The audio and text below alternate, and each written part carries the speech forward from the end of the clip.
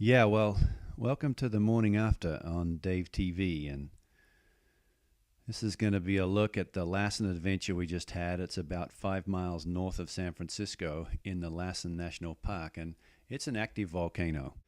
And I guess you got to have a little bit of a screw loose to go snowboarding on an active volcano, but, well, if the shoe fits.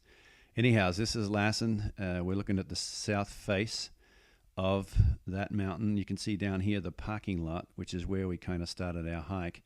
Then we made our way up this ridge. It's called the South Ridge. Makes a lot of sense. It's in the south, I guess. And we're actually going to go off the other side. If we turn on the track that we took, it makes a lot of sense. You can see here the parking lot where we started. This is a zigzag trail up that ridge line. And then if we sort of spin the mountain around, the magic of Google Earth, you can see the trail that we actually did. This is the descent. And actually, the GPS is so accurate, these are the turns coming down the descent. It's pretty hard to believe that that's true, but it appears to be pretty close to being the trails that we made. There's the cooler that we came down. We probably ran out of snow around about here, and then we hoofed it out through the forest and trees and ultimately ended up at this parking lot down here. So by doing that, you basically get the elevation difference between this parking lot at the bottom and this parking lot up here, which is about 2,000 feet difference. That is to say, you get 2,000 feet for free. You do have to hike up this original hike of 2,000 feet. The ski run itself, or the snowboard run itself, is actually steepest up the top. It's around about 45 degrees up here, and then it gets less and less and less, and probably ends up in the sort of the 25 to 30 down here. Well, it all makes a lot of sense now when you're looking at it on Google Earth, but I can tell you when we first got there was a lot of fog. In fact, this whole thing was shrouded in fog. And as we parked our motor car here in the parking lot to take the other car up to the upper lot, there was a guy in there who had spent the night on top of Lassen, and there was a big snowstorm came through and dumped about 3 or 4 inches up there, froze his butt off, and he came down in the middle of the night down this particular red line. So he was pretty freaked out, and we hadn't seen the line. We had no idea what was going on. Tim was the only one who'd really seen it before, so we really didn't know what we were in for.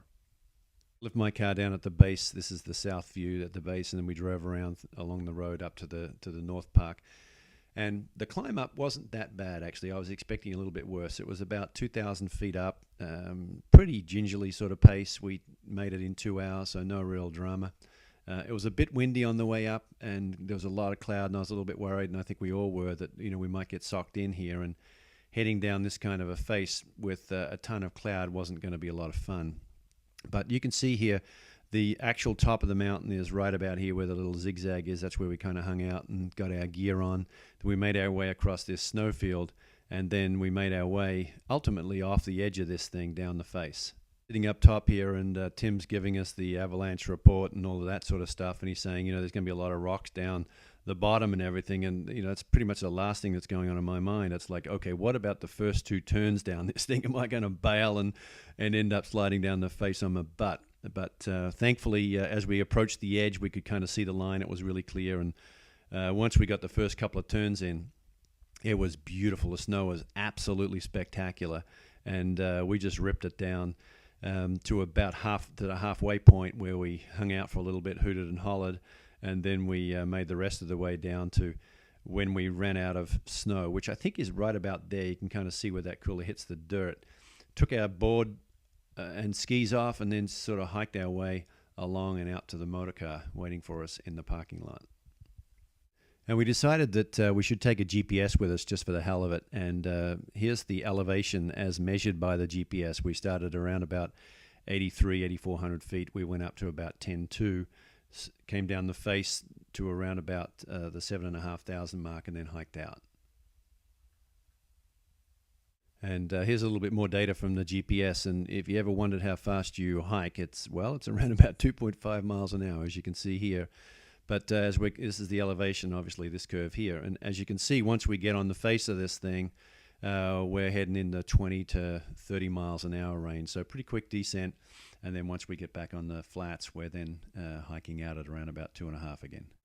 So here's an interesting one. This is the elevation as measured by the GPS, and this is my heart rate. And you can see that they divide it into zones. Zone 1 is 50 to 60 percentile of maximum heart rate. For me, it's 171 beats per minute. I'm a 50-year-old guy. And then zone 2 is 60 to 70, 70 to 80, etc. But it's interesting to note that the amount of time I spent was mainly in this sort of zone 1 to zone 3. So not a super aerobic workout. But what's even more fascinating, I think, is when you look at the sort of the more detailed chart, you start to see some stuff coming on. This is the elevation, as I mentioned, and this is heart rate overlaid. When we're hiking up, we're in the 120 to 130 range, which is sweating its work, but it's nothing crazy. Once we get to the top and start coming down, my heart rate's up in the 145, 150 range, which is well into the 80 percentile for me. So that's really work, really puffing. And it's a fascinating question we need to answer at some point here in future episodes of Dave TV. Is this nervousness and apprehension and all that sort of stuff, or is it actually work? Is snowboarding down something that steep actually work? So one of the things that we had to figure out is, how do we get all our gear up to the top of the mountain? And I think where we ended up was we all had packs of different size. I think about 3,000 cubic inches is about the right size pack. In this particular case, you can see Tim, he had his ski strapped on the side. Yeah, here's a setup shot. Snowboard strapped on the back of the pack. I've just used a couple of the straps. I also had a bungee cord sitting over there to sort of take up any slack, but I don't think I'd need that in again. We all went up with hiking poles. They were really, really useful. And I actually chose to hike up in lightweight hikers. And whereas Tim and Colin both went up in their ski boots. I think the jury's out on that one. My sense was that the extra weight of the shoes coming down wasn't that big an issue, so it was probably more comfortable to do it this way. But Tim seemed to make it work in ski boots or his randonnée boots, so I think he can probably go either way. Here's a pretty good gear shot. You can see the snowboards on the back of the two boarders and the skis set up behind Tim here. Everyone's got poles. My snowboards are 164 wide Burton T6. It's sort of the general all-mountain board, and Colin had a very similar board. Tim had his randonnée skis. Everyone's got like hikers on. Tim actually went up in shorts, and we've all got shells, Gore-Tex generally, shells to protect us from the wind. Yeah, well, once we got up the top, it was kind of windy and cloudy, and then it would break, and this is one of the breaks that we had during the weather, and that's actually me heading off to the southwest face to try and see down that side of the mountain because we were intending to ski that the next day. And then sure enough, the wind would come back in and you'd have more wind. And so it was just a matter of luck whether we were going to get this line or not and be able to see it. This is us at the top. You'll notice here I've got some shell pants that I chose to wear on the way down. And we all wore avalanche beacons and all that kind of stuff because we really didn't have any idea of what the avalanche danger was going to be. And we had shovels and also probes. Yeah, so just taking a look at the line, you can see it. This is the steep part of the run up here. We came off the saddle, and then we head down through the guts of the cooler, and then make our way across and onto the fingers. And it gets kind of pretty rocky and crappy down here. We ended up skiing and boarding our way all the way down in here somewhere, and then ultimately took our skis off and started hiking from about here. The Garmin that I was using is the Edge, and it has an integrated heart monitor. And I got to tell you, I think it was really fantastic. It's a really neat facility.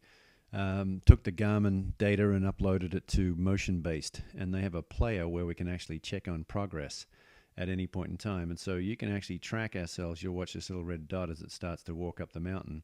And you can see that we were pretty much at the top at around the 2-hour 15 mark.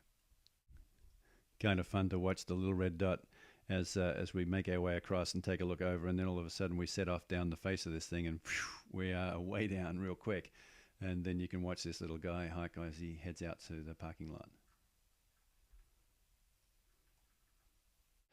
We pretty much had that line, sort of running through our head as we're sitting around the campfire. A really nice night. And, I think at the end of the day, we exceeded our expectations. I went there with sort of a sense that it was going to be fun, but had no idea that it was going to be like this. And I think we all really got on well, and it was a really fun trip. I really enjoyed myself.